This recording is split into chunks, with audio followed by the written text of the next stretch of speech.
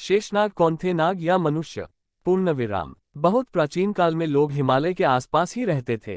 वेद और महाभारत पढ़ने पर हमें पता चलता है कि आदिकाल में प्रमुख रूप से ये जातियां थी देव, दैत्य, दानव, राक्षस, यक्ष, गंधर्व, भल्ल, वसु, अप्सराएं, पिशाच, सिद्ध, मरुदगण, किन्नर, चारण, भाट, किरात, रीछ, नाग, विद्याधर, मानव, वानर आदि। इनमें से कुछ जातियां अलौकिक शक्तियों से संपन्न होती थी। नाग जाति भी अलौकिक जातियों में से एक थी। नागों में सबसे महत्वपूर्ण नाग शेषनाग थे। शेषनाग क्या 1000 फन वाले सांप थे या कि मनुष्य? ये शोध का विषय हो सकता है। हालांकि कई जगहों पर उन्हें एक पुरुष के रूप में भी चित्रित किया गया है। ये भी कहते हैं कि उनके मुख्यतः 1000 भाई थे। ये भी कहते हैं कि वे अपनी इच्छा से नाग का रूप धारण करने की क्षमता रखते थे। कौन थे शेषनाग? शेषनाग के बारे में कहा जाता है कि इन्हीं के फन पर धरती टिकी हुई है। धरती टिकी हुई होने का मतलब संपूर्ण धरती नहीं। दरअसल समुद्र के अंदर से प्रकट हुई एक महाद्वीप वाली धरती पूर्वाकाल में शेषनाग की तरह ही थी। दूसरी ओर नाग मूलतः पाताल लोक में ही रहते हैं। चित्रों में अक्सर हिंदू देवता भगवान विष्णु को शेषनाग पर लेटे हुए चित्रित किया गया है। दरअसल शेषनाग भगवान विष्णु के सेवक हैं। मान्यता है कि शेषनाग के 1000 मस्तक हैं। इनका कहीं अंत नहीं है, इसीलिए इन्हें अनंत भी कहा गया है। शेष को ही अनंत कहा जाता है, जो कश्यप ऋषि की पत्नी कद्रू के बेटों में सबसे पराक्रमी और प्रथम नागराज थे। कश्मीर के अनंतनाग जिला इनका गढ़ था। ऋषि कश्यप की पत्नी कद्रू के हजारों पुत्रों में सबसे बड़े और सबसे पराक्रमी शेषनाग ही थे। उनकी सांसारिक विरक्त का कारण उनकी मां, भाई और उनकी सौतेली मां नाविनता और गरुड़ थे, जिनमें आपसी द्वेष था।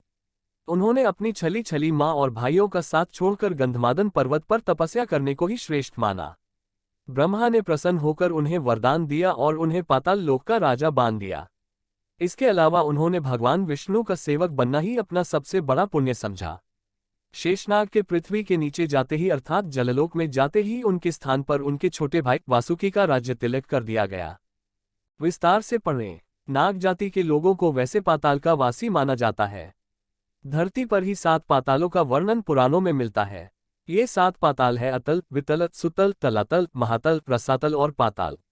सुतल नामक पाताल में कश्यप की पत्नी कद्रू से उत्पन्न हुए अनेक सिरों वाले सर्पों का क्रोधवश नामक एक समुदाय रहता है।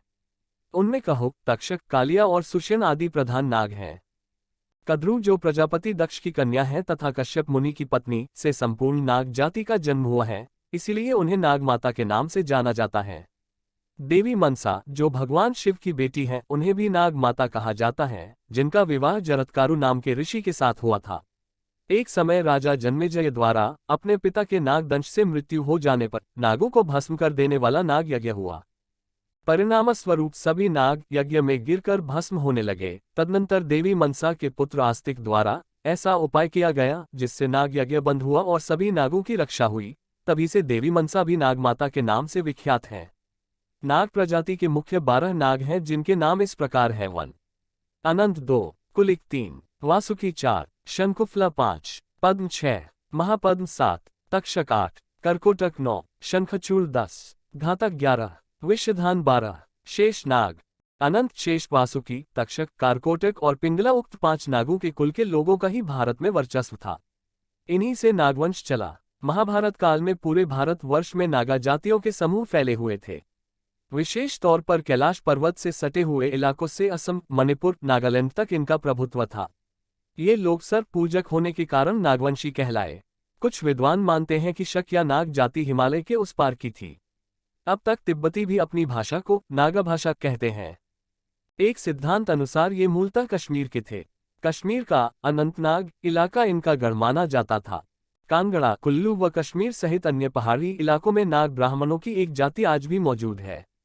नाग वंशावलियों में शेष नाग को नागों का प्रथम राजा माना जाता है। शेष नाग को ही अनंत नाम से भी जाना जाता है। इसी तरह आगे चलकर शेष के बाद वासुकी हुए, फिर तक्षक और पिंगला। वासुकी का कैलाश पर्वत के पास ही राज्य था और मान्यता है कि तक्षक ने ही तक्षशिला बसाकर अपने नाम से तक्षक कुल चलाया था। उक्त तीनों की गाथाएं पुराणों में पाई जाती हैं। उनके बाद ही करकोटक, ऐरावत, धृतराष्ट्र, अनत, अही, मणिभद्र, अलापत्र, कंबल, अंशतर, धनंजय, कालिया, सौंफू, दौधिया, काली, तख्तू, धूमल, फाहल, काना इत्यादि नाम से नागों के वंश हुआ करते थे। भारत के भिन्न भिन्न इलाकों में इनका राज्य था। अथर्ववेद में कुछ नागों के नामों का उल्लेख मिलता है। ये नाग हैं श्वेत्र, स्वज, प्रदाक, कलमाश, रीव और तिरुचिराजी। नागों में चित, कोबरा, पृष्टि, काला फनीय, करत, घास के रंग का, उपतृणीय, पीला, ब्रह्म, असिता, रंग रहित, अलीक, दासी, दुहित, असती, तगात, अमोक और तवस्तु आदि। नागा आदिवासी का संबंध भी नागों से ही माना गया है। छत्तीसगढ़ के बस्तर में भी नल और नाग वंश तथा कवर्धा के फनी नाग वंशियों का उल्लेख मिलता है। पुराणों में मध्य प्रदेश के विदिशा पर शासन करने वाले नाग वंशीय राजाओं में शेष, भोगिन, सदाचंद्र, धनधर्मा, भूतनंदी, शिशुनंदी या यशनंदी आदि का उल्लेख मिलता है। पुराणों अनुसार एक समय ऐसा था जबकि नागा समुदाय पूरे भारत, पाक, बांग्लादेश सहित के शासक थे। उस दौरान उन्होंने भारत के बाहर भी कई स्थानों पर अपनी विजय पताकाएं फहराई थीं। तक्षक, तनक और तुष्ट नागाओं के राजवंशों की लंबी परंपरा रही है। इन नागवंशियों में ब्राह्मण, क्षत्रिय आदि सभी समुदाय और प्रांत के लोग थे। शहर और गांव, नागवंशियों ने भारत के कई हिस्सों पर राज किया था। इसी कारण भारत के कई शहर और गांव नाग शब्द पर आधारित हैं।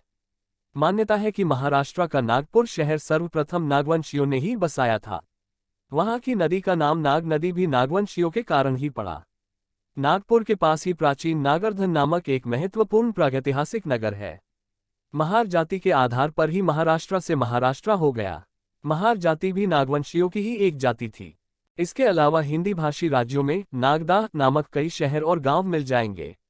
उक्त स्थान से भी नागों के संबंध में कई किंवदंतियां जुड़ी हुई हैं। नगा या नागालैंड